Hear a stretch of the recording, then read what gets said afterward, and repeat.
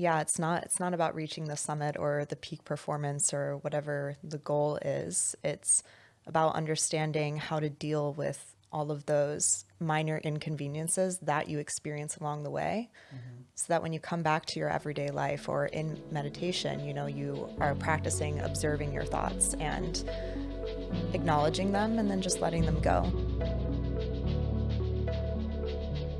What's up, everybody? Welcome back to ALLSMITH. Today I'm honored to welcome an extraordinary human whose journey is a testament to resilience, adventure, and deep self-discovery. She's a highly experienced yoga teacher who doesn't just teach movement, but she embodies it. She's a seeker, a guide, and a force of nature, pushing her own limits both physically and mentally. Today I'm excited to welcome Bonnie Brazeau. Welcome to the show. Thanks for having me. I'm really excited to connect with you and just kind of chopping it up with you briefly offline. Like, you have a really special energy about you, which means that you've tinkered in the world a little bit, been around the block a few times, and you've connected with some really cool humans and done some cool things. So thanks for carving out the space to be here today. Yeah, thank you so much for having me. When you think of some of the cool things that you've done in your life so far, does any one particular moment kind of stand out in your head as far as like, man, I did that thing and it like helped really shape who I am as a human, and it like really stands out when you share your story? The first thing that comes to mind is most recently my summit day on Aconcagua was really difficult. 15 hours long. It was cold. It was windy. I couldn't get my hood over my head for an hour and a half, and the wind was just pounding through the helmet. And for, 7 of those hours, I had no idea how we were going to get it done, but just kept putting one foot in front of the other and making it to the top and then making it back down that day, and knowing that as a group we had accomplished that and done it together and pushed through those thoughts. That was a big point of reflection of pushing through and, doing the work, showing up continuously. Totally. It's so cool. Like, I had no idea exactly where I was going to start our conversation today, but I knew adventure was just like, it lit your heart on fire. And even asking that question, like watching the corners of your mouth travel by your ears, watching your heart and your eyes kind of light up when you think about adventure and putting yourself out there to the external world. It's seemingly crazy. 50 plus miles, summiting these things with immense elevation. Not to mention, like, it's not just physical, it's mental. You're navigating food, sleep, weather, a collective, because you're typically traveling with people, unstable footing or potentially climbing. You have to have the right gear. You have to navigate food. You have to navigate shelter. Do you ever think about all the different variables, or is this just like kind of innately in your DNA now? You're like, this is what I do. I go seek edges and I go kind of play in the world. I initially thought more about the variables, and obviously there's so much prep that goes into bigger trips or doing a big run. But I realize the more that I do these things and the more I continue to push myself, it's more about the mental variables and how I'm going to mentally show up. And that's what I'm seeking out. I'm seeking to find my mental edges and recognize them and acknowledge them and then push past them so that I can expand more. How do you have so much confidence that the physical is going to follow suit with the mental? Because sometimes there's a disconnect. Yeah. I don't have a lot of confidence, but confidence builds. Yeah. On Aconcagua, for example, I was nervous every single day, and not necessarily about how I would mentally show up, but I didn't know what my body was going to do and how I was going to perform. And you're carrying heavy weight in big packs, moving to, extremely high elevation. And that anxiety and fear would set in prior to us taking off for the day. And then once I would drop in, my body would, catch up, and almost immediately you feel the confidence build. Yeah, I like that so much, because confidence is really, it's proof of concept. It's peeking gently over your shoulder of like, oh, wow, I've done this before. Or I've experienced this physical sensation before, which is really cool. And I love the phrasing that you use, dropping in. Brandon Bergato, our mutual friend, used that when we were here. I've heard it from Kirsty. I've heard it from Tana, some of our mutual friends that are associated with ALLSMITH. And to me, when I hear dropping in, I think flow. I think the masculine, which is kind of that physical side of like one foot in front of the other, like let's be tough, let's withstand physical, mental, and emotional discomfort. But then you think the flow state, which is like adaptable, it's playful, it's letting go. And it relates to the feminine. It's this unique contrast in the yin and the yang, how they're like swimming with each other, which is so beautiful. What comes to mind for you when I kind of label it that way as somebody who's not experienced some of the things that you're mentioning? Effort and ease, the balance between effort and ease. And in yoga, that is kind of the foundation of practice. And in my opinion, yoga is just life. It's the practice of life and finding balance. And in the Yoga Sutras, there's really only one physical posture described, and that is seated meditation. And the only... Which is hard. Yeah. Don't get me wrong. Like, if you don't have a bolster under your butt, So you look hard. at like, reclining, we think about like forward head tilt. We think about rounded shoulder posture, tight hip flexors. When you're seated, crisscross applesauce, that gets expensive over the course of time, especially on the low back, based on the comfort that we all seek based on the convenience of chairs. For sure. Absolutely. And that's actually why more physical postures have been added to the practice, because as humans have evolved, we have more of these aches and pains that we need to work out before we drop into seated meditation. But in that seated meditation, there's only 3 requirements, and that is a balance of effort, a balance of ease, and a steady focus on the breath, which guides to stillness, guides to peace. I love that so much, because it's simply to be, to notice, and to participate. And I think what's difficult sometimes, especially for people like me, it's like, hey, how's that measurable? How am I going to compare against others? And I've graduated from that ideation in the last 3 years. But like originally, I'm like, what the fuck is this? This is woo-woo. This isn't really going to make me better. And then I became an active participant. And I felt the energy from people in the yoga space. I felt the energy of people pursuing peak expression that understood how to be, and then watched them combine it like you into the physical nature. I'm like, oh, you've found this very beautiful blend that's not these really aggressive right angles of forcing a square peg into a round hole, but in reality, it's this flowing, non-comparative nature where you're noticing, you're observing, you're playing. And what I relate it to, Bonnie, is that when I throw the ball for my dog, he doesn't then go get it and come back and be like, hey, Dad, I did that in like 6.7 seconds. How was that? He's like, hey, like I smelled some cool things and I was running fast and I got the ball and I just wanted to get back to you because I missed you and I loved you. And I felt a couple gopher holes and I navigated them and I tripped and I fell and the ball fell out of my mouth, but it was so cool.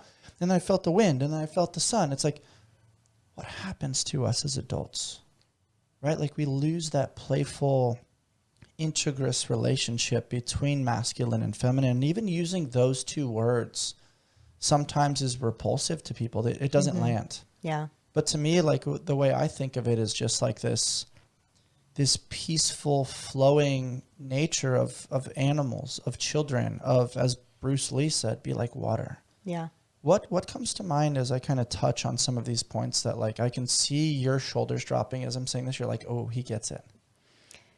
Yeah, humans do lose that innate state of being that is more of peace and joy. And, there's a story I love about John Lennon in kindergarten, and maybe you've heard it. The teacher asks all the kindergartners to write down what they want to be when they grow up, and he writes down happy and turns his paper in. The teacher gives him the paper back and she says, John, you didn't understand the assignment. And he says, teacher, you don't understand life. So I think as we grow and go through life, we take on these different expectations of who we think we should be or what we think the world requires of us. And we forget that being human is just an experiential process. So all we're here to do is to experience and expand in whatever capacity feels best for us to get back to that innate state of being, which is that of joy, of comfort, of peace, of balance between masculine and feminine, flow state, effort, and ease. I love the way you said that. And the other thing that comes to mind, Bonnie, is like my logic knows that. I think a lot of people like hear that and they're like, guys, we get it. Like you're throwing cliche things our way. And it's like, okay, cool. But there's a difference between like the psychological understanding and reading a book and listening to a podcast. Like we're not in information deficit by any means. There's an abundance of information. But the application and the action and the deep integration into our day-to-day well-being, it's like, oh, I know first thing in the morning I should hydrate and go get sunshine. But there are days where I go straight for the coffee. Yeah. And it's like granting yourself the ability to have the grace while simultaneously being like, hey, if you do these other habits, you're going to find peace. And it's going to become what I describe as unconscious competence, which is closer to flow. And it's so interesting because so many people understand and know like, hey, the goal is to experience life. It's to be here now. It's to pursue joy. But that doesn't align with the rat race. It's not going to make more money. It's not going to allow me to get notoriety or fame or more likes on that Instagram post.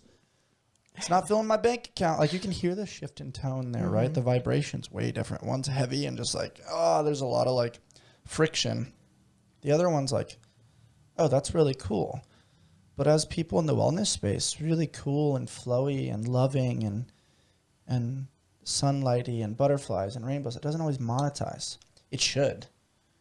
Yeah, it should. And it would make the world a better place. But it seemingly is like, oh, that's free. Or that doesn't come with a curriculum or letters after your name or this title that's really expensive. Why should I respect that? And it's like, if you only knew, if you only experienced it, you would then understand. How do you kind of tinker with that a little bit? Because it's like, obviously, we play in a world of capitalism, comparison, and this rat race. But then on the other side, it's like experience, love, joy, connection, playfulness. How do we create a little bit more of a bridge so there's not so much of a gap there and so much judgment of one side versus the other? Yeah, that's a good question.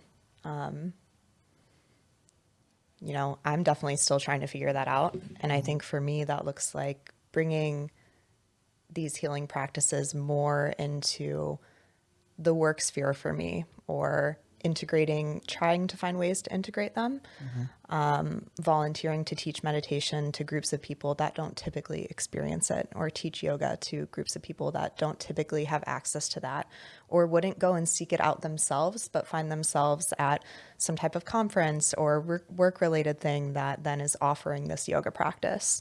So finding ways to bring it to those groups of people and help maybe give them their first experience and maybe inspire them to seek it out then on their own. I almost view it as like hiding vegetables in an omelet. Yeah. Because our society as a whole kind of says like, hey, I can't make the thing, I have to work. Yeah. And for whatever reason, that's socially acceptable. I don't believe it to be, because I feel like, oh, you're neglecting your health and wellness and mindset and inner heart center in pursuit of money. It's like, where do we draw those boundaries? And why do the work boundaries constantly get crossed, but the personal boundaries just get abolished and just get demolished as well? And it's an interesting dichotomy. I know, we're going to start seeing more of these conversations float to the surface because of the publicity and the confrontational elements associated with RFK Jr., where he has this awesome quote. It's been top of mind for me recently, which is, if you don't take care of your health and wellness, you have one dream in life. If you take care of your health and wellness, you have hundreds of dreams and things that you can pursue, and adventures and people and connections and memories and experiences that you can go after. And as somebody that's also experienced grief and loss, it's like, I would give anything to be able to argue with my parents again, to like deal with their bullshit and for them to deal with my bullshit. It's like, they both got cancer. The sole focus at that time was like, how do we make you as comfortable as possible in the pursuit of getting you in remission?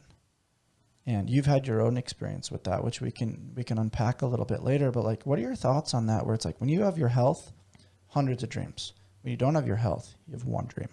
Yeah, absolutely. I definitely agree. And I think, especially in experience with grief too, I learned that my mental health was so important. And, you know, we hear lots of stories about depression and anxiety. And until you are confronted with that, you know, there's nothing else in front of you until you can push through that, work through that, and find a path forward. Because when your mental health suffers, everything in your life does too.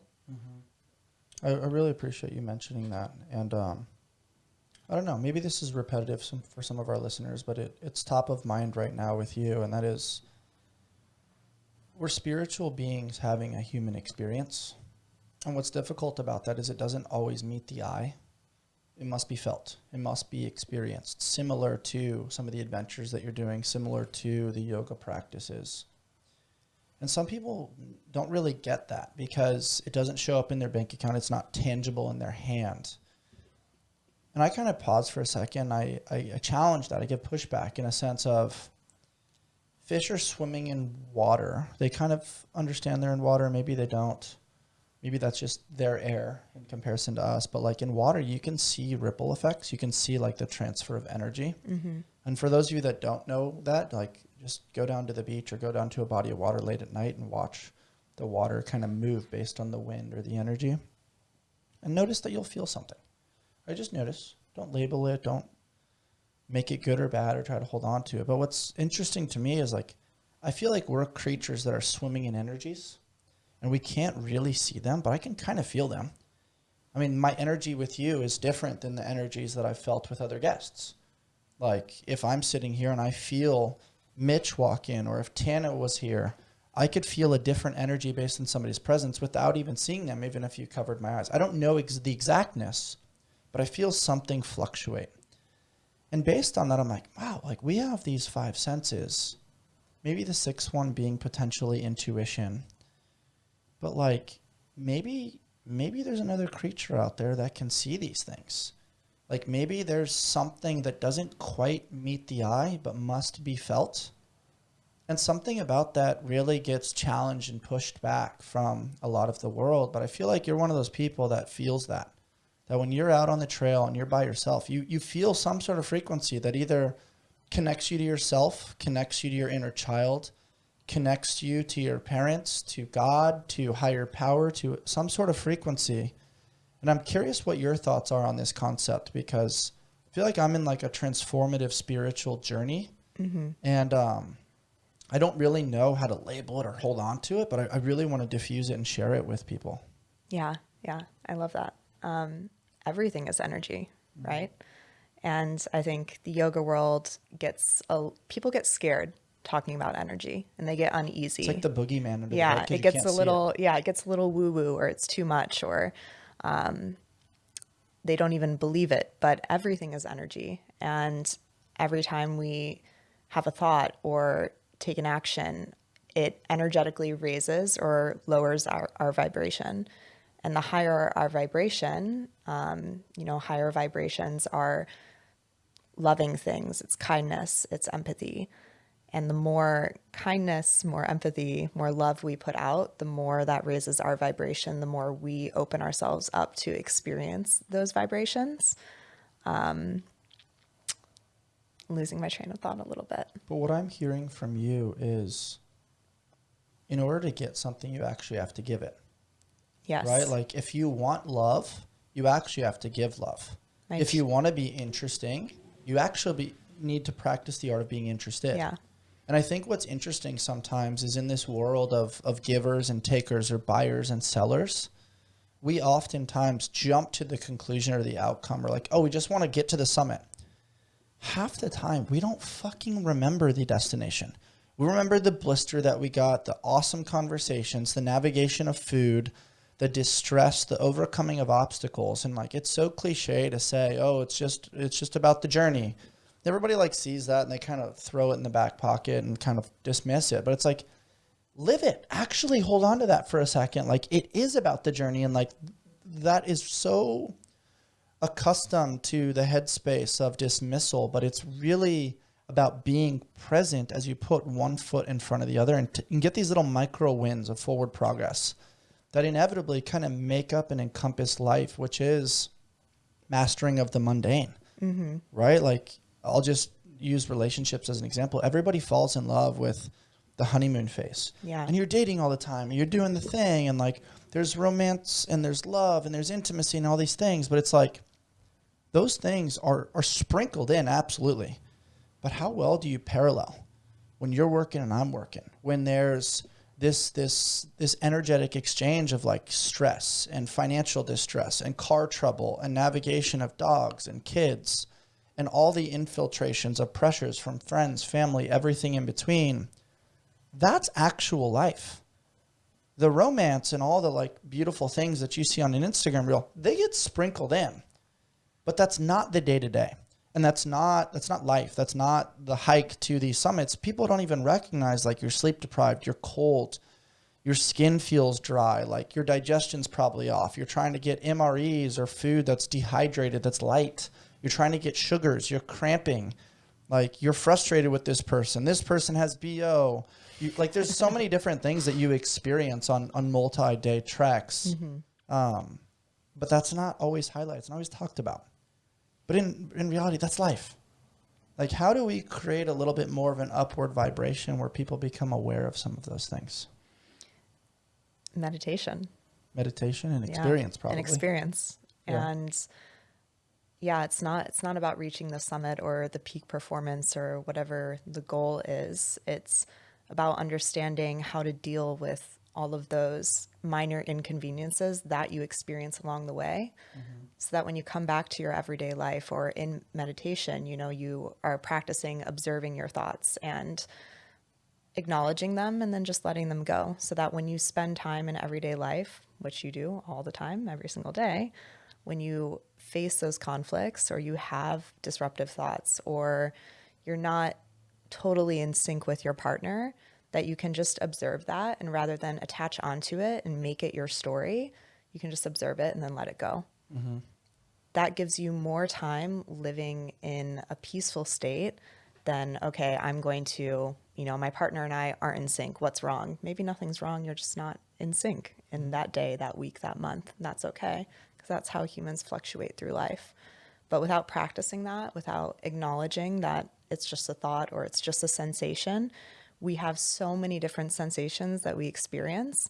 And again, that's the purpose of being human. It's an experiential process. So we're supposed to experience that, observe it, and then simply let it go. The Trident family taught me something really important this last year, that we are all a bundle of stories, both good, bad, and everything in between. All of their cold brews remind their customers that they are part of something bigger than themselves. I start my day with the sweet cream cold brew as I am prepping my mind and body for fitness, service, coaching, and podcasting. With various locations in San Diego, they offer over 14 nitro cold brews and a variety of specialty drinks. You can find the perfect brew and pair it with one of their treats from the Keto Bakery. You can check them out over at tridentcoffee.com and use code ALLSMITH to take your coffee experience to the next level. It's such a mature mindset that I love to hear from you. So many people, though, will go back to that John Lennon quote, and they're just like, oh, I'm not happy right now. I want to practice the art of escapism. I want out, right? That's getting into the cold plunge and wanting to run away. That's doing something where maybe their safety is threatened. Maybe their fitness is threatened. Maybe they came unprepared.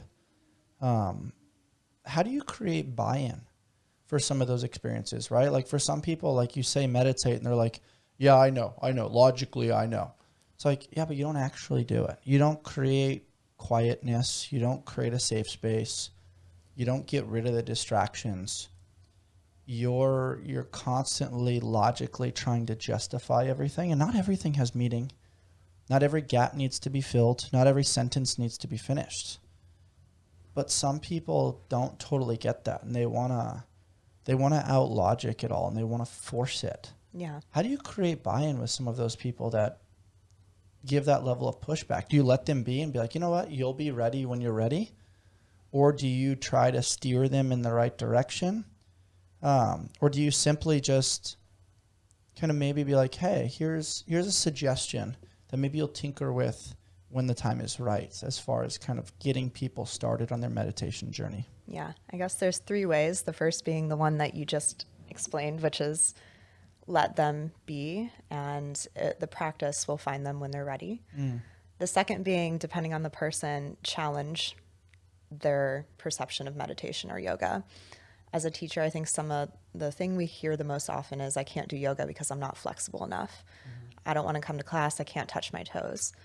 And the response that I've found that works the best is, you're not flexible enough, okay, mentally or physically. And Ooh, that's beautiful. yeah, when someone hears that and their mental strength is challenged, I've seen a lot of people shift that and say, okay, I'll come to class, because their ego almost can't handle admitting that they're not mentally flexible. And I love that tactic, and it works for everyone, right? That's cool. I like that a lot. When I brought that up with our good friend Brandon Brazeau, we just like paused and went on a subtle tangent of like, it's not about touching your toes. It's who you become in the pursuit, right? And that might be softening and realizing that the body keeps the score, and your hips and your lumbar and your low back and your thoracic spine are probably holding on to emotions that maybe are not conscious for you. How do we use the pursuit and the consistency of being present on your mat to learn more about yourself and realize that the unlocking and the letting go actually creates space for you to become who you're meant to be on this earth? It's not all about obsessing and ruminating on, oh, these things are happening to me. It's like, they might be happening for you. You just don't. Or they might just be happening. Totally. And like not creating an association, just letting them take place. But there's a level of like enlightenment and peace. And correct me if I'm wrong. I don't know if you experience this. There are days where I'm like, oh yeah, like I'm just going to let that be. And then there are days I'm like, why? I want to know more. Yeah. Why is that happening? How do I not understand? Like, that doesn't align. Like, I don't know, X plus Y isn't equaling Z. Like, I'm not conceptualizing it. And I keep pushing until it's like, oh, I just needed to work out. Yeah. Oh, I just needed to sleep. Oh, I just need to have that hard conversation. But you don't see that in the moment. Life doesn't like give you the answer. You have to just kind of tinker. And that's awesome and terrible, because it's the land of uncertainty, going back to my boogeyman analogy. Yeah. Yeah. We are so scared and nervous being uncertain. And that really is the only certain thing in life. Everything is changing, constantly evolving, and impermanent. Yeah, that's so true. The word scared has come up a few times. And I've seen some of your captions. I love that you like to write. And it's fun to create a safe space to tinker for you to share it into existence verbally. But you've kind of hinted at just this phrasing that's landing in my headspace of, you're scared. Cool. Recognize it's not good or bad. Do it scared. What comes up for you when you think about doing things scared and realizing that on the other side of uncertainty is an experience and things that you're going to learn, people you're going to meet, energies that you're going to intertwine with and dance with that maybe you didn't know existed, or maybe you didn't know you were meant to come nose to nose with some of those experiences? Yeah. Doing it scared is definitely something I say to myself often. Climbing Aconcagua last month, I was scared every single day. And I wouldn't even say it was anxiety. I was genuinely scared just of the unknown and the uncertainty of how I would perform, what my mind would do, what would happen if I didn't summit. Even though in that moment I could feel that it wasn't about summiting. I was so proud and happy of making it to where we had made it, and even just to be there and to have trained for that by myself was such a feat. But it kind of brings me back to my dad's death. And after my dad overdosed and died in February of 2023, and For about 9 to 12 months, I really went through the motions of life. I had a lot of things to take care of for my younger siblings, just a lot of logistical things. So I felt like I didn't really feel into that loss for a long time. And then out of the blue, it just hit me. And I was really scared. I was scared of life. I was scared of my mind. I'd never been so afraid of thoughts that I was having. I was scared that meditation wasn't working, and I had just finally committed to meditating every single day, but it made my thoughts louder. And trying to understand what purpose felt like in that made me scared. I felt scared to be human. No, I really appreciate you sharing that. And people don't realize the energetic cord of losing a parent, right? Even if you're not super close with the parent, there's something to that seemingly it's heavier. It's, man, if I screwed up everything, I knew that there was some sort of unconditional love there. And when they're gone, you're like, oh, is the world going to love me? Am I going to be safely protected? How do I understand? Why did this happen? Yeah. And you start asking a lot of very difficult questions that maybe seemingly were out of reach up until that moment. And then right when it happens, you attempt to just jump into acceptance. You jump into problem-solving mode because you know that life inevitably is going to keep moving forward. And you're problem-solving. And you're trying to be a superhero for everybody all the time. And then all of a sudden there's that moment where you're either laying in your bed, you're brushing your teeth, you're doing one of the mundane activities of the human experience, and it punches you in the face of like, whoa, I remember this feeling I had when he was here. I miss that. Mm-hmm. And then you're hit with, it's never going to be here again. Mm-hmm. It's scary and you want to cry. But then you're angry, and then you want to blame, and then you want to create meaning. You don't really know how to let it be. And it takes time. And that doesn't feel good because you don't know how long. Yeah. You don't know when. Grief is this really challenging thing that it's like the highest form of love, but it's also just this misunderstood, discombobulated, lack of periodization clusterfuck that until you go through it, you don't really conceptualize. Yeah. It's just there. Mm-hmm. When we talk about some of these grieving moments, for people that maybe don't know how to support somebody in grief, what are some of your suggestions? That's a good question. The reason why I ask is like there's people that are secondarily affected, right? People that love you and care about you in different forms and fashions are like, oh, wow, this is somebody that has great meaning to me. I can feel that she's going through it right now. How do I hold space? How do I be there for her? Is it storytelling? Is it silence? Is it music? Is it busyness? What seems to be, from your experience, some of the things that those people can do to help? Because it seemingly either creates closeness or distance from our communities. Yeah, absolutely. You know, I would say it created a lot of distance for me. Me too. I found it really difficult to share anything, so I didn't. And especially after a certain amount of time passes, you know, I was almost a year post him dying, and trying to share anything felt like I should have already moved past it, or why was I feeling this? Would this person understand?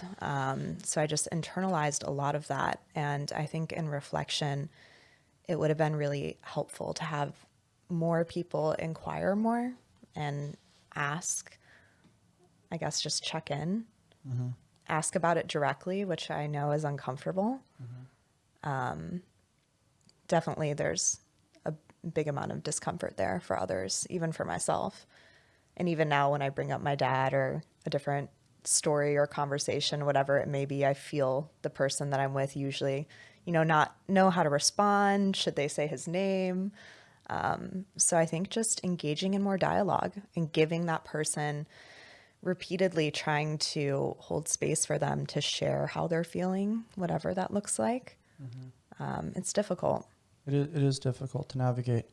I hope you can feel this today, though. Like, I definitely feel a closeness when other people have lost parents, because I'm like, oh, you get it. Yeah. And it's difficult to put into words, and I feel bad, honestly, because I know other people are just confused and they're not really sure what to do. Yeah. So it just leads to stagnation or freeze or avoidance. But what I really think is magical is really just saying things like, oh, I know you told me that one story about him or her that one time. Like, can you tell me that again? I forgot. The way you said it was really beautiful. And like, storytelling just allows them to kind of ruminate in the room one more time. Yeah. You feel a closeness, and maybe you recall details that you didn't recall before. I mean, I'm feeling myself getting teary-eyed thinking about it. Because I do think storytelling is the magical art of human connection. I mean, that's why Instagram works. You look at a picture and we create a story. Yeah. Right? Like you read a tweet or something on X or Threads, and it creates an ideology in our headspace. And there's something about that is something I'm chasing in pursuit of, is like, how do we create universal connection with storytelling and humanness that is actually just being and not judging? Mm-hmm. Right? Like, it's really easy for people to be like, oh, he or she is always sad because they lost their parents. Like, I just don't want to be around that. I want to be happy. I want the feel good vibes. Or, you know, they're always just like pretending to be happy. And then I know that they're experiencing things and it doesn't align with my expectations. So I'm going to judge. And it's a confusing journey. Yeah. And also, like, right off the bat, there's like, the world does not make it easy to say goodbye to a loved one. I mean, we're still navigating just some of the logistical things, going through the trust. Like, you don't learn that stuff in school. You learn that through the school of hard knocks. Mm-hmm. And, you know, then you see people out of the woodworks, like, becoming possessive about things. There's challenging dialogue amongst siblings. There's trying to create organization and expectations, but inevitably you're just like hit with constant uncertainty. And it's just an experience. Like you said, you're like, whoa, like, this is hard, but how lucky am I to have the opportunity to experience these things? And maybe somewhere along the line, I can pay it forward through platforms and conversations like this that maybe will help prepare somebody else that's listening out there. Yeah. You know, it's so interesting. Everyone dies. Mm-hmm. And we talk about death a little bit, but not enough. Mm-hmm. I feel that other cultures maybe do a better job of that. Mm-hmm. And even just acknowledging the impermanence of life and kind of preparing humans from a younger age to accept that as a part of life and as a learning opportunity to really acknowledge relationship and what went well in that relationship and what impact did it have on you and how can you take the ending of it into the world and create something with it. Mm-hmm. So it's interesting how much death is, you know, not talked about because we're maybe scared of it, but how, aside from the fact that everything is constantly changing and everything in this life is impermanent, it is the only guaranteed thing. Yeah. That's so true. And the other thing that's so fascinating to me is our headspace and our logic understands change and adaptability. But we play with this game of like wanting things to be the same for as long as possible because it gives us the opportunity to understand, which then goes back to what I said previously. It aligns with our senses. Oh, I've been here before. I felt this before. I know how to navigate this thing versus, oh my gosh, this is a different flavor. There's different energy. There's different problems. Why are there always problems? I don't understand. Well, constant problems mean you're constantly living. They're actually gifts. They're opportunities. But opportunities only make sense when you're looking backwards. In front of you, they look like risk or they look like a pain in the ass. Yeah. Right?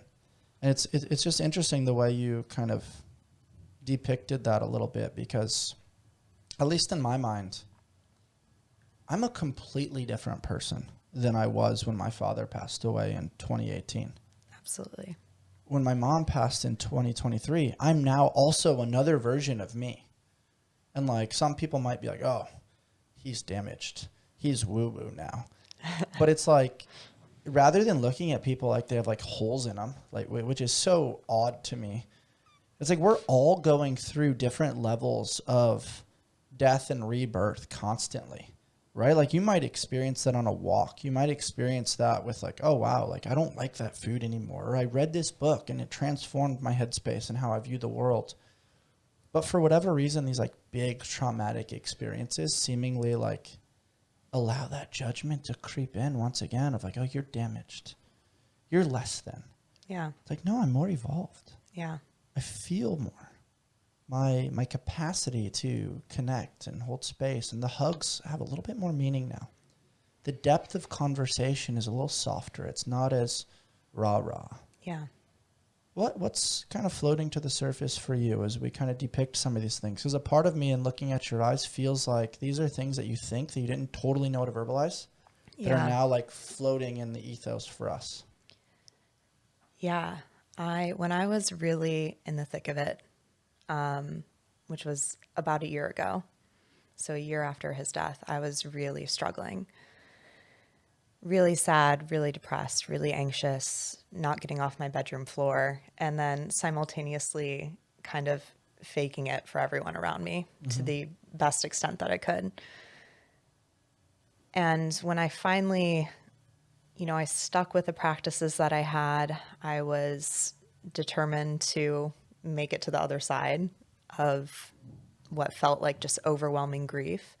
And I just felt like I was feeling so much. And I was really down on myself for that too, thinking, it had been a year. I thought I had processed it. I really thought that I could handle my emotions. Why was I so chaotic? When I made it to the other side, just acknowledging that depth of emotion as a strength, and I became a completely different person. And the person that I was even a year ago, but especially 2 years ago, it's completely unrecognizable. And I was actually thinking that on my way here. If I could see myself, if last year me, or even 2 years ago me, could see myself now, I think she'd be ecstatic, but also a little bit confused because my life, the people in my life, the things that I'm working towards, everything has changed. And that's all a reflection of moving through really difficult times and eventually taking them as opportunities to grow rather than letting them cripple me.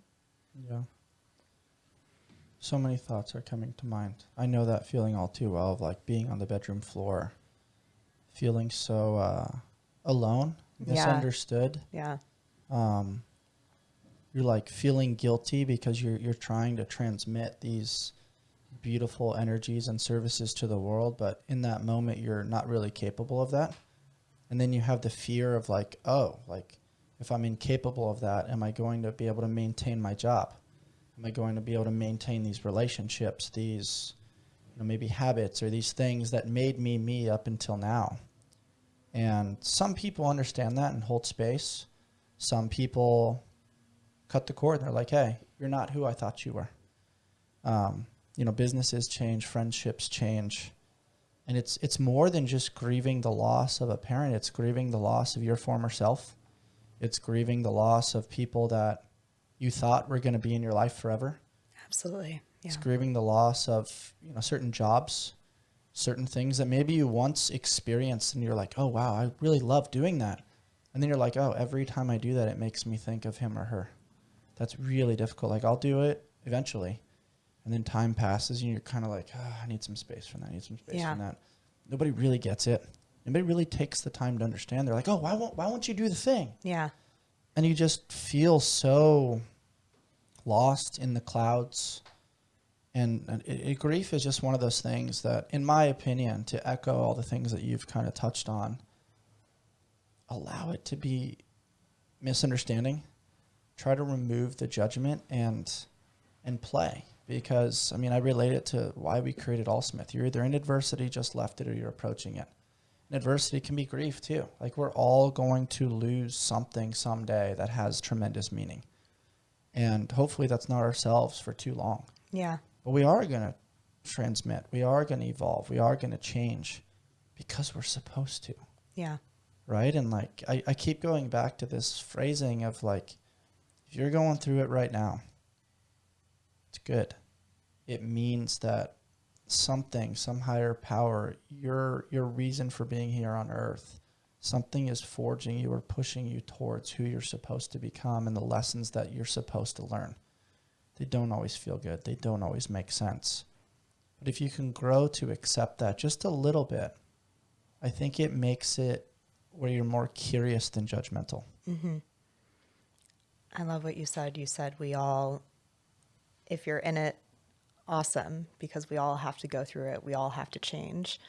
We do all have to change. And I think I was actually having a conversation with someone a few days ago. I can't remember the context, but about grief and trying to understand why was this such an impactful event in my life. For the obvious reasons, yes. But I think we forget when you lose someone, you're not just grieving the loss of that person. Yes, of course, I wish my dad were here to watch me have kids, to walk me down the aisle. That would be awesome. But it's grieving the entire past as well. And for me, as someone, you know, with a parent as an addict, my dad was an addict my entire life. And so grieving the secrecy of the life that we built around that. My parents were divorced, so grieving not sharing the truth to my mom most of the time. Mm-hmm. Grieving growing up with this bond with a parent. I was closest with my dad. I think I'm probably a lot like him, which is in some way why I want to run 50 miles this Thursday, just because. Mm-hmm. But there's so many different intricacies that you're grieving. It's not just the death of this person. It's a past life. It's a future. There's so much intertwined in that. And it takes more than a couple months to work through that and to understand those emotions and to feel them, to sit with them. Totally. Was your dad a baby boomer? Yes. Yeah. My father was as well. And I feel like that generation created this trust with doctors, with big pharma, with, oh, you have this ailment, this pill or this surgery is going to solve my problem. And up until that moment, like, you heard the word doctor, you associated it with proof of concept, with education. You knew the physical, mental, emotional, time, energetic, and the monetary component that goes into higher level education to get the DR in front of your name or the MD after your name. So it became a lot of trust. There wasn't a ton of critical thinking. It was like, memorize these things to take the exam, then we'll assign you a score. If you do well, you move up to the next level. And so the baby boomer generation, like, they had a lot of trust with the medical system, especially trusting of the government. Hey, if you don't have health insurance, we're going to penalize you. You're going to be penalized on your taxes. Things have changed. I think COVID, like, changed a lot of things. It woke a lot of people up. It pissed some people off. It had some people feeling very safe and secure. But at the very least, like, it brought questions that floated to the surface. And if I were to echo my personal experience, in 1980, a blood clot went through my father's heart. The doctors prescribed him Vicodin.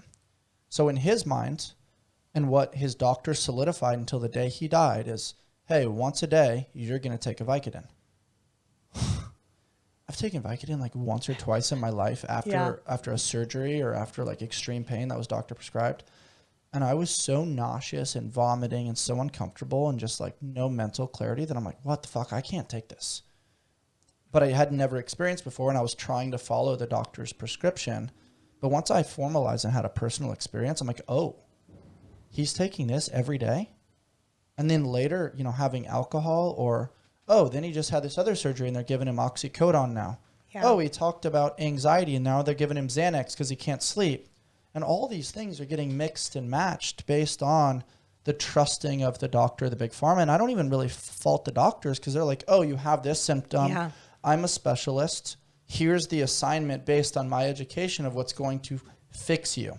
But they don't take a full body holistic approach. It's like, oh, that's the one problem. You had elbow surgery. Cool. Oxycontin to help with your pain. Yeah. And then it's, you may or may not experience nausea, vomiting, blah, blah, blah, blah, blah, blah, all these other side effects.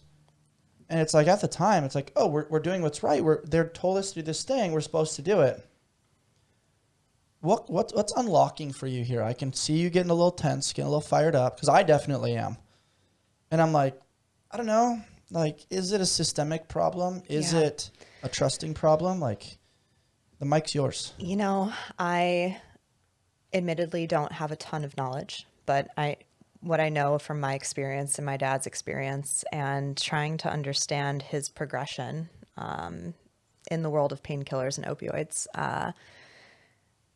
and the role that Big Pharma had in that.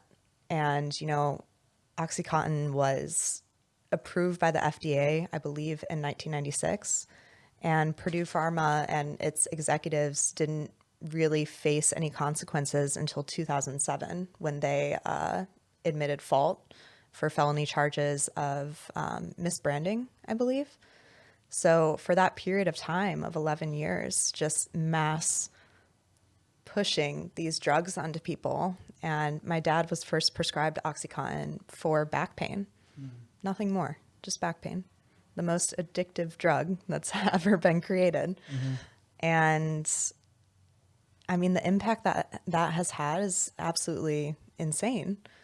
I think, I don't know, the statistics are somewhere around this, but in 1999, the amount of drug overdoses, prescription drug overdoses in the US was something around 8,000. And in 2020, that was 93,000. 70,000 of those being prescription opioid drugs.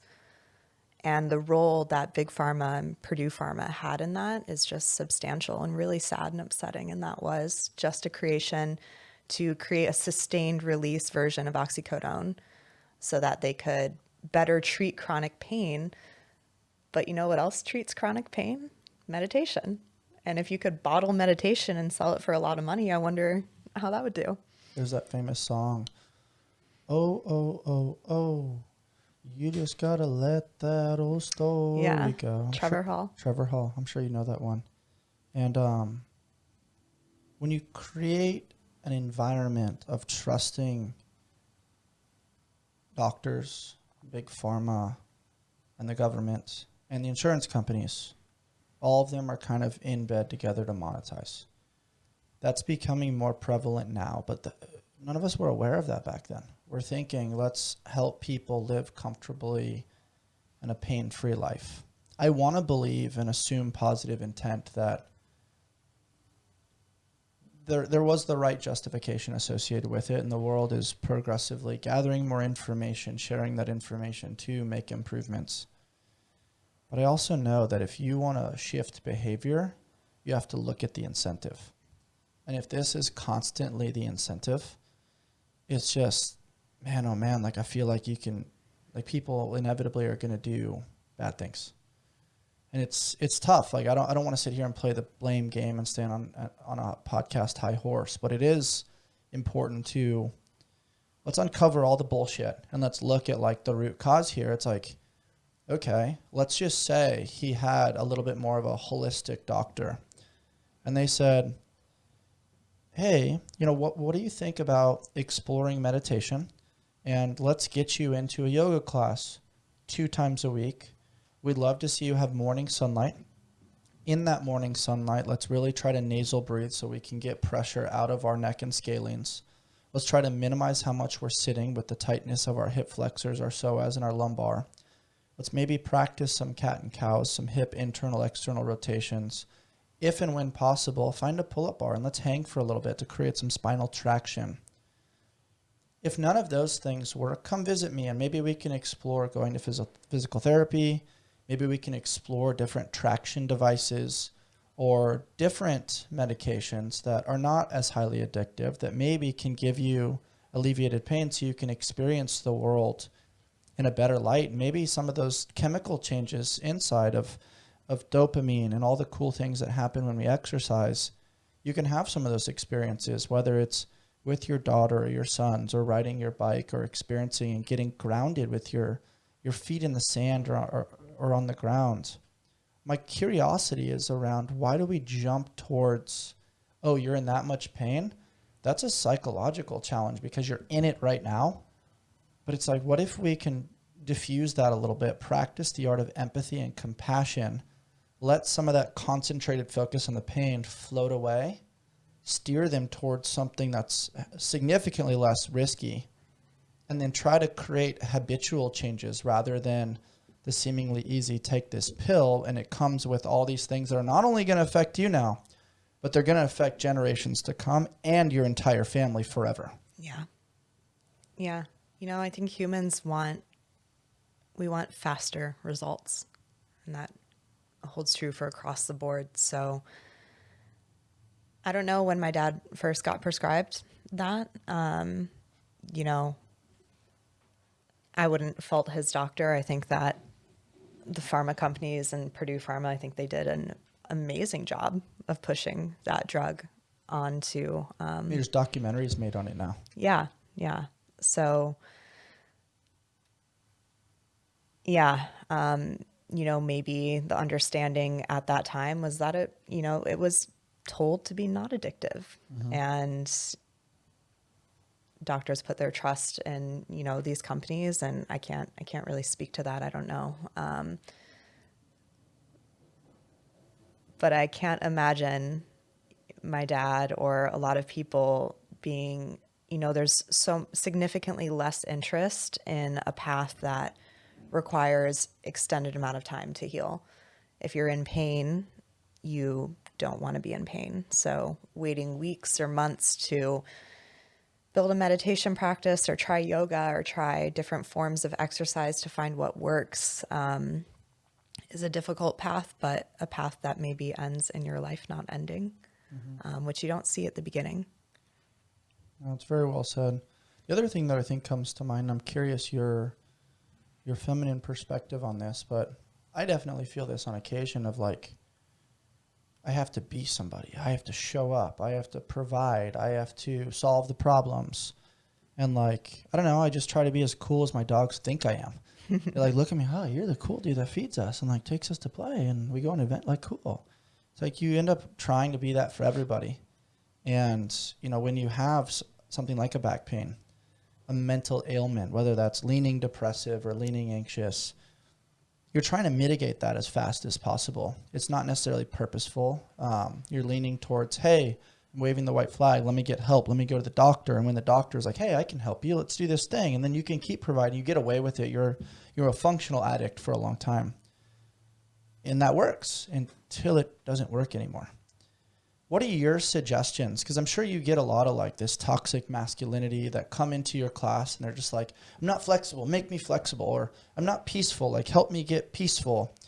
What are your suggestions from a feminine perspective when you've seen this time and time again as for how high-performing males that do care about their families, that do want to provide, that do want to be good men, how they can overcome pain and adversity and give themselves some grace in the pursuit of love and providing and their peak expression? That's a good question. Free is the way to be. Life beats us up a bit and causes some bumps and bruises, but that doesn't mean we have to stay on the sidelines. This is why we've partnered with Kinyan Labs. Get back to doing what you love with this incredible portable device designed to get you back in the game. Kinyan is on a mission to move people from pain to possible with their top-rated red light therapy and laser solution, which tackles inflammation along with muscle and joint pain quickly and effectively. What I love is that it's portable and rechargeable, making it easy to actually incorporate into my everyday life consistently. It's small and lightweight, so you can throw it in your gym bag or work bag or even an overnighter. Kinyan's lasers and LED combo make this cutting-edge device extremely versatile for use with general aches and pains, as well as chronic back pain, arthritis, post-surgery recovery, endometriosis, and more.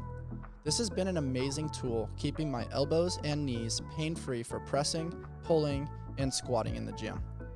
Great tools like the Move Plus give me the freedom and flexibility to continue living life on my terms without limitations.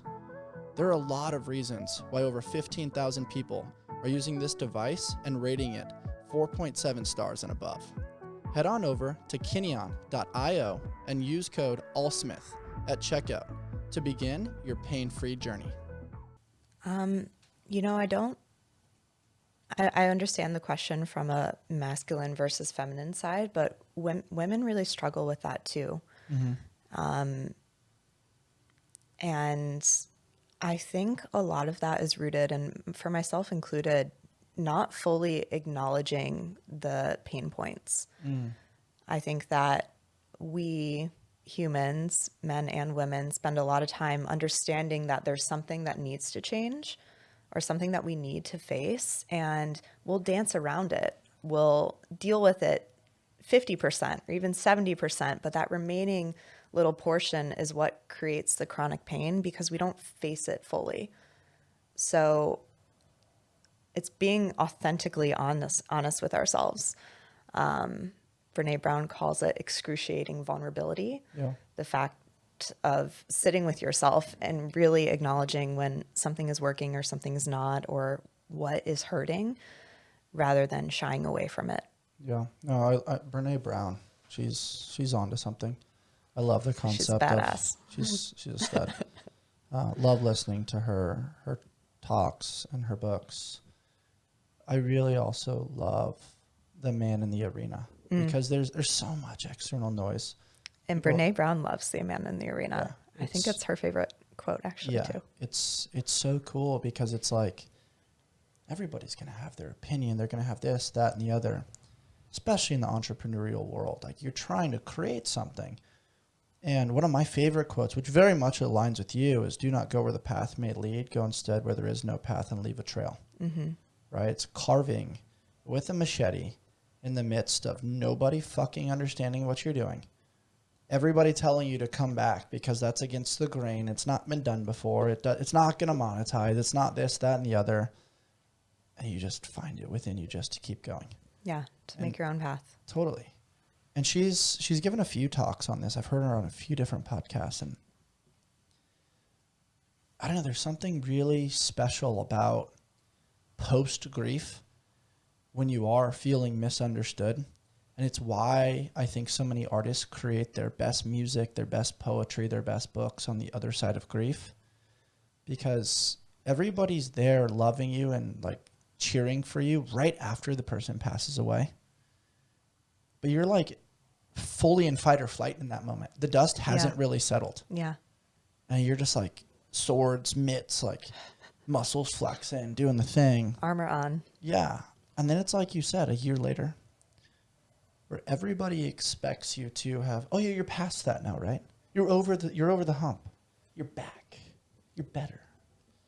And you're listening to that and you're like, okay, yeah, you're right. I am better. Yeah. And then you're by yourself. And you're like, I'm actually much worse. Yeah. And nobody's there anymore. Nobody's there. Nobody's rooting for you anymore. Everybody's expecting you to either go back to who you were before, which is most. Some people are like, oh, they went through the thing. They got a chip on their shoulder. Now they're going to go do it even better. It's such a lonely chapter. It is, yeah. And when I say lonely, I don't necessarily just mean lonely as far as nobody's around. I feel like you're also reforming a relationship with you. So it's like, I think the best thing you can do, and it's so cliche, is like go inward. For me, it was bringing on a healer. It was spending time in nature. It wasn't seeking the external to then infiltrate my internal. It's like, you know what? I have to create this here. And that's actually going to be me needing to let go of some of the physical to now elevate my spiritual fitness, my mental fitness. Yeah. Which is then going to elevate the vibration and positively impact all these other things. But all these other things are familiar. This really isn't. And nobody's going to get it. And everybody's going to be like, oh, you're not the same, or you're not this, or you're not that. And it's like, you don't get it. But this is where I have to be right now. And not everybody does that. Some people get lured into this, that, or the other. And it takes like a lot of mental fortitude to be like, you know what? I actually really love hanging out with me. I used to take myself to dinner by myself, breakfast by myself, not because I couldn't pursue somebody or do the thing. It was just like, I needed to date me for a little bit. And nobody fucking gets that after grief. What has your experience been with the lonely chapter that's seemingly incredibly misunderstood? And also like people just being like, oh, you're just going on a 50-mile run to like run from everything. You're like, no, I'm dating me right now. Yeah, the lonely chapter. I love the term that Brene Brown uses, and it's really resonated with me since I heard it, I don't even know when, in that grief moment, excruciating vulnerability. And moving through that in the thick of it, trying to recalibrate my entire life. And I realized there were a couple things in my life that really weren't working for me and hadn't been working for me for a long time. And I had, as we said earlier, observed those things before and maybe shifted them, maybe changed them 70%. But that remaining 30% was causing chronic pain. And that was exacerbated now, being so distraught in grief. And when I finally made some changes in my life, I stopped drinking. I became sober. Congratulations. Thank you. I left a relationship with someone who I really care about, but it just wasn't working. Changed some of my friendships so that the close circle around me was really supportive and really beautiful, strong women that I really look up to and inspire me.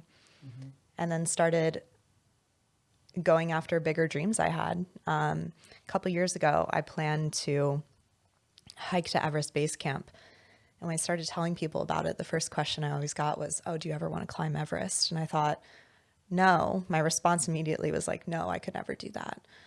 And I knew the first time that someone asked me, I knew that one day I was going to have to. And I didn't start saying that until maybe a year later. So I've always spent a lot of time alone. I've been to a decent amount of national parks. Most of those trips I've done alone. I love being in nature by myself. I'll invite the right people to come with me, people that also love being in nature, that it doesn't feel like we're just trying to check a box, but that we're there to experience something together. But yeah, and I continue to push that, and I want to experience more physically so that I can understand my mind more. So doing things like running 50 miles this week is not running from something. I am running to something. I really want to hit a wall where my mind tells me I can't do anymore. And then I want to prove to myself that I can. That's the purpose of doing something like that for me, is to continue to build mental strength and confidence so that when I make my way to Everest, I'll have much more confidence than if I didn't do things like that. That's so cool. The thing that's coming to mind is that famous quote, I think it's Goggins, where he says, when your mental limits and your physiology are telling you no, you don't actually have to listen to those thoughts. You can actually recognize them, say hello, and then just be so curious on what's on the other side of those thoughts. And it sounds to me, just in observing your body language, that you're very in tune with nature is calling and I must go, right? I know John Muir said it specifically about mountains, but it can be all nature. It can be, hey, I'm craving space. I'm craving movement. I'm craving my lenses kind of kissing the world in a different way and seeing a different type of sunset, feeling a different type of wind against my face. And it echoes in my heart center that sounds like allows you to reconnect with you, but also with your father in some ways. Yeah. I don't think that my dad is, watching over me. I don't feel him in my everyday life as the human that I know him. I had an experience the day that he died that I really felt his soul, as I knew it, leave. And that this person that I knew didn't exist anymore. And I was okay with that. I almost had this dialogue, and I told him it was okay. Wow. And I feel like I'm like watching that in real time. That's really cool depiction. Never heard that before. it was really cool. It was really beautiful, and I felt that he needed to leave. Like, he was really ready to not be in this realm. But although I don't think he's here or he's observing or watching me, I still feel the energy of life. And I feel that most in the wind, but not on the ocean, more like movement through trees. That's cool. So when I'm hiking or I'm running on a trail or running down a mountain and I feel wind, it reminds me of him, but it reminds me that I'm alive and I'm still here and I have the opportunity to do literally whatever I want with my life. And there's absolutely no reason that I can't do whatever I want with my life. That's so freaking cool. Do you think when people pass away that, like, what do you think happens next? Do you think there's a heaven and hell? Do you think they transform into something? Like, I mean, there's been times where I've been looking at, like, the world and I'll see birds and I'll be like, hey, Mom. Or I'll see a butterfly and be like, oh, what's up? Like, they get really close. And, like, the behavior seemingly is, like, against the normalcy of my pattern recognition. Yeah. And then there's been other times where, like, a black bumblebee, like the big ones that are kind of like, oh, my gosh, have landed on my head. And I ended up, like, messaging a friend of mine that, you know, is a little bit in the woo-woo world, but, like, so cool, so smart. And he was like, oh, yeah, like, bees are kind of known to be that frequency between this life and the next life. I was like, oh, interesting. I never knew anything of that, but I'm open to it. What are your thoughts as to, like, what happens next in relation to what you described about his soul? Yeah, the answer is, until that moment, I had no idea. You know, I didn't grow up very religious, but I did grow up Christian. And since getting into yoga, I resonate more with Buddhist concepts. Yeah. Reincarnation, but not literally. And even as I say that, I don't really understand it. So I guess I believe that his soul is a part of a bigger soul. And maybe at some point I'll interact with that soul again, whether it's this life or another. And I don't think that it's possible to comprehend that because time and life as humans understand it is something that we created. So I don't know. Heaven or hell, I don't think I believe in. Okay. But as post him dying, I will say that I use the term God all the time now. And I don't believe in one God, but I believe in an energy of the universe. And whenever I think God to myself, that's what I'm thinking. I'm praying to the universe. And when I meditate, I call it prayer now because it feels more sacred and it feels like I'm really honoring something, even if that something is just myself. Yeah. I'm on my own spiritual journey as well. And I think early on, like, our parents raised us just to be very open. My father was the son of a priest and I think observed quite a bit of hypocrisy. And so he chose not to raise us very religious. But there was religious concepts of, like, do the right thing when nobody's watching, you know, open the door for strangers, treat your neighbor with kindness, put your grocery cart away. And we definitely, you know, thanked some sort of higher power for our food and had a lot of gratitude in our life. And he handed us a Bible one day and was like, hey, zero pressure. You can go to any type of church with your friends, your family, everybody in between. What I want is for you guys to have freedom to learn and explore some of these concepts. I have some of my thoughts, and if you have any questions, you're welcome to ask me. If you read something or hear something at school, like, we can have dialogue about it, but I don't want to necessarily, like, paint your religious experience in the world. We want you guys to formulate it on your own. And same thing, like, I think the word faith was really hard for me for a long time. I think the word God was really hard for me for a long time. And then since losing my mom, I've just reflected and paused. I'm like, whoa, there's just too many miracles that have taken place. Like, God, higher power, removed people from my life because he heard conversations or saw behaviors that I didn't see and was like, oh, this can't be. I got to move this. Or, you know, I look at the organization of the world and I'm like, holy moly, when you get in nature, like, there is structure. Yeah. There is organization that is so much bigger than what we can even comprehend as humans that, I don't know, I find it hard to believe science can really explain every little intricacy of that, but I hold space for it. Like, I don't necessarily have this stronghold, really tight-fisted, like, this is the answer, but I'm really curious, and I love learning how other people view religion and faith and the spiritual world versus their relationship with Jesus Christ and God and Holy Spirit. There's so many miracles that I'm very much forming a relationship with God as we speak. And it's been fun. It's been cool. It's been connective with other people. And I love that it's the people that have kind of held my hand in that journey have been just like, hey, like, be curious, like, ask us the questions and we'll give you our thoughts, but our thoughts don't actually have to be yours.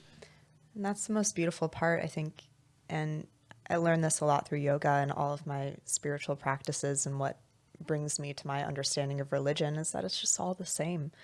And just as we all like having different meals for dinner, different things resonate with our mind to understand creation and to understand purpose.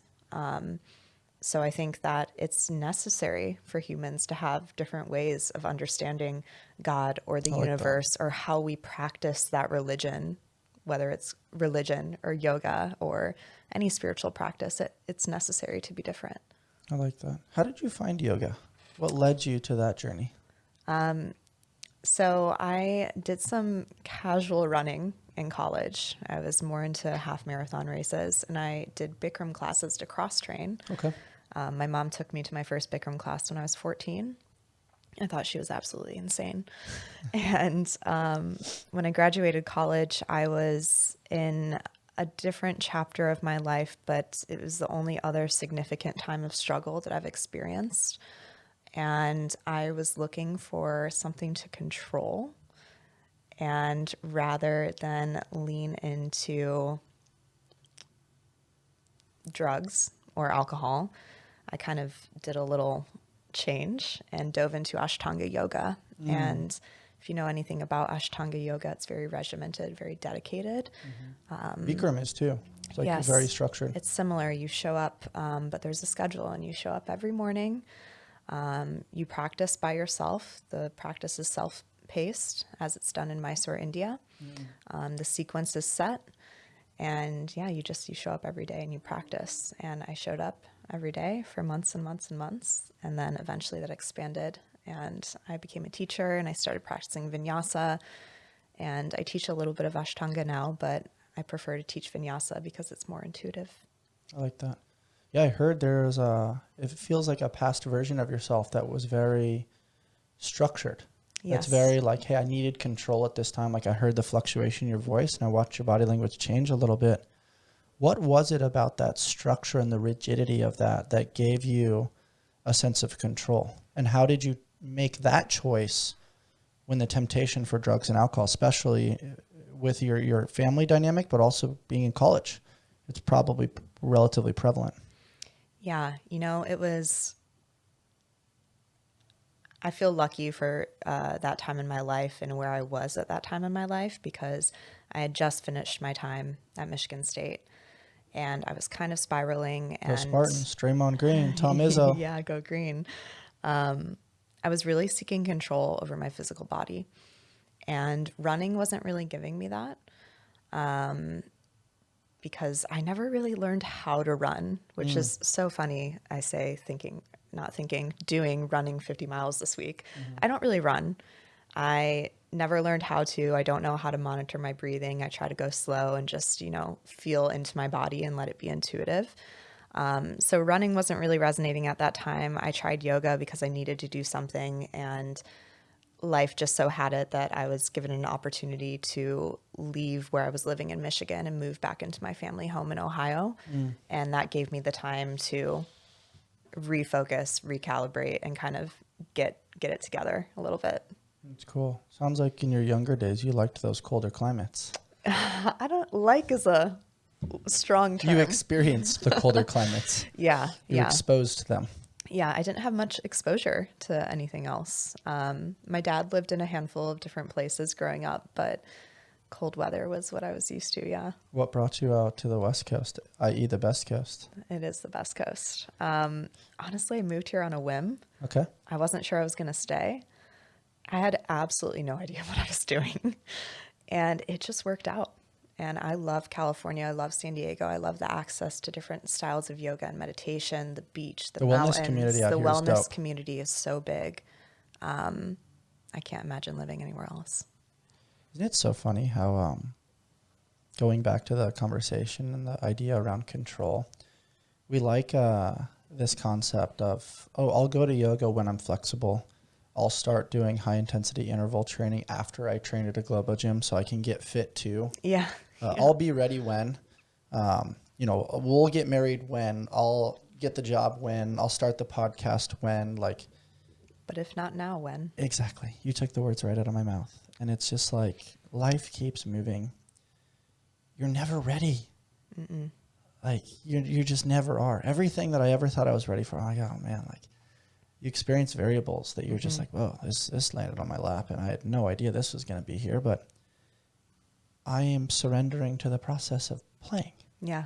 Like when we're in the sandbox, we don't know exactly how to construct pyramids like the Egyptians, but we're enrolled in like, hey, you want to play in my sandbox? I'll play in your sandbox. Like, let's make this thing. Let's tinker. Let's explore. Let's dream. Let's discover. But somewhere along the line, we develop this rigidity of like, oh, we can play in the sandbox, but first we have to talk about it. We have to make sure we're aligned. We got to do the blueprint. Got to make sure the permits are there. Then we'll play in the sandbox. It's like, oh my gosh, life's really come to that. Like, what are your thoughts now? Because there is a planning process, especially for some of your trips. Yeah. You have to be responsible. You can't just like jump in the ocean and expect to swim. Yeah. But then there also needs to be like a flex and a looseness to it as well. How have you developed that art? And have you been in experiences like, oh, wow, I was ill prepared for this and I never want to have that experience again. So I learned that lesson the hard way. Not necessarily in a big and the first word that comes to mind is scary way. I've been over prepared, I think, which is positive. I hope it stays that way. But as far as preparation in general, I think a lot of it has to do with this concept of understanding your confidence going into it and looking at your fears prior and what you just said, if not now, when, change will keep knocking at your door until you're brave enough to answer it. And I think that going into these things, acknowledging every little piece and every thought and every feeling and just observing prepares you. But without that, I don't know, maybe you go through the experience just fine, but maybe you don't get everything out of it. I think it's more about, fully accepting. Something that's coming to mind is the word stubbornness. And I think a lot of us hold on to like, oh, it worked for us to do this going from A to B. Why isn't it working going from B to C? And I think when you let go of who you once were, it creates space for who you could be. And I think in every one of these adventures, you're doing such a great job of like being able to like take what you need and leave the rest. So you're holding on to some, but not all, which then has space to evolve and become closer, an inch closer over the course of time of what you should be, who you should be, and what you're looking to experience. Is that something that comes to mind in each of these adventures? Yeah. Everything is so different, and each thing has its own challenges, right? Yeah. And not just because it's a different experience, but how I'm showing up in that challenge and what else is going on in my life and how can I face that to learn and expand, maybe surrounding that particular challenge, but then also take small pieces of it to the next one, which will inevitably be different. And it's supposed to be.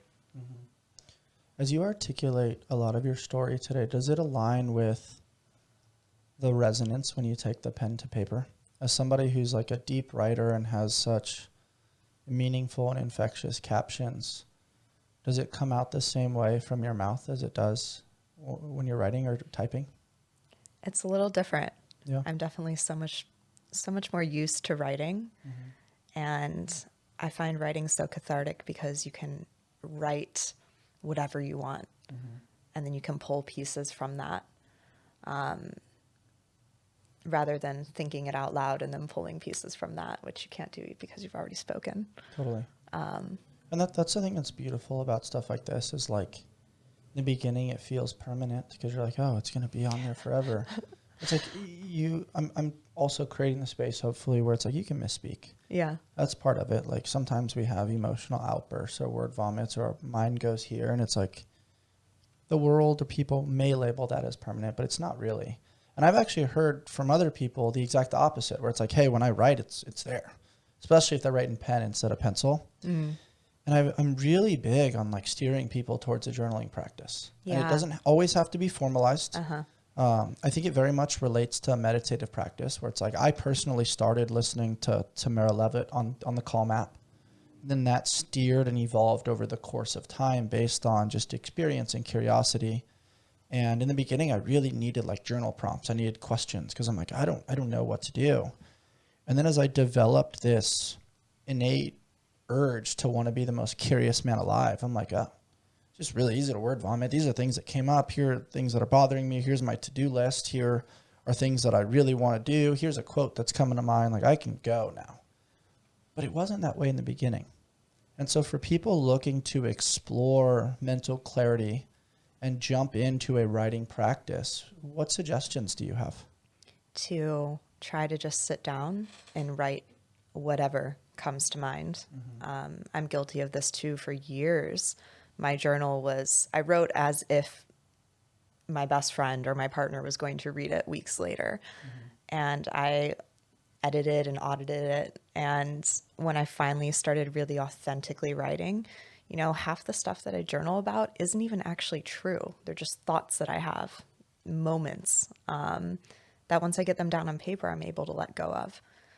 And that practice is so important rather than holding on. You know, the difference between having a thought and thinking on that thought. Thinking on that thought is what causes suffering and what causes pain and what causes us to make a story around something that's maybe not true. When if we just observe the thought and we write it down or we meditate with it, it's so much easier to let it go rather than continuously hold it inside. So sitting down and just word vomiting, writing as much as you can. It's really difficult in the beginning. The experience that I had is I almost felt like a person was over my shoulder reading it. Yeah. And I felt like, oh, I have to be careful what I'm writing here. I have to dance with my words. I felt like I had to walk on eggshells. Mm-hmm. And it wasn't until emotional, I was like, you know what? I'm just going to get it on there. And then once I finished, I actually crumbled it up and threw it away. Yeah. I was like, whoa, I can do that.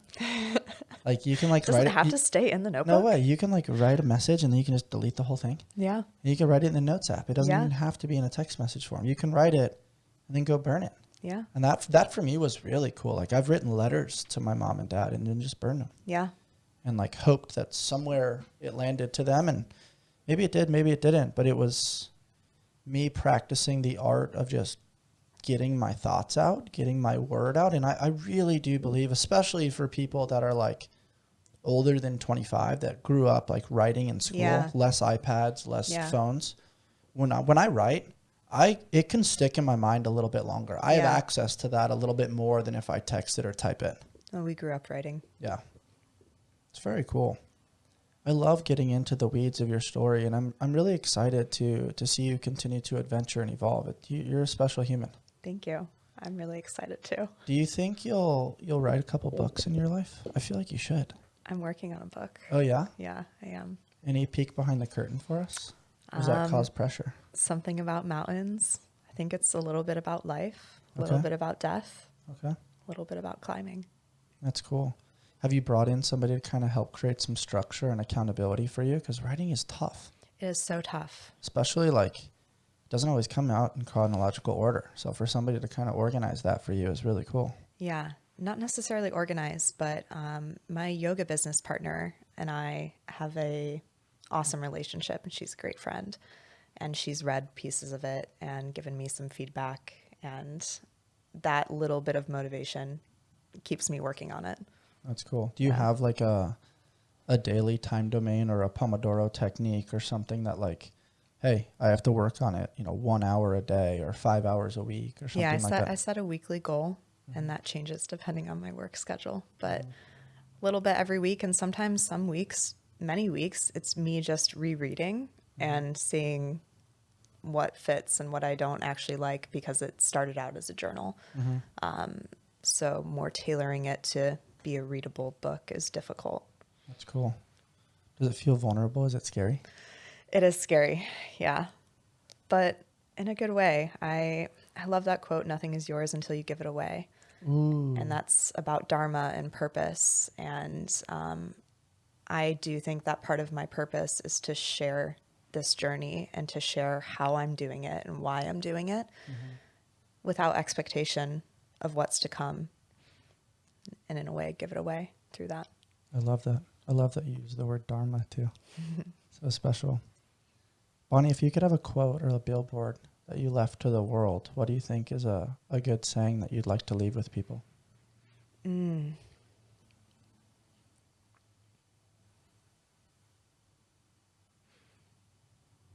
think I said it earlier, actually, but change will keep knocking at your door until you're brave enough to answer.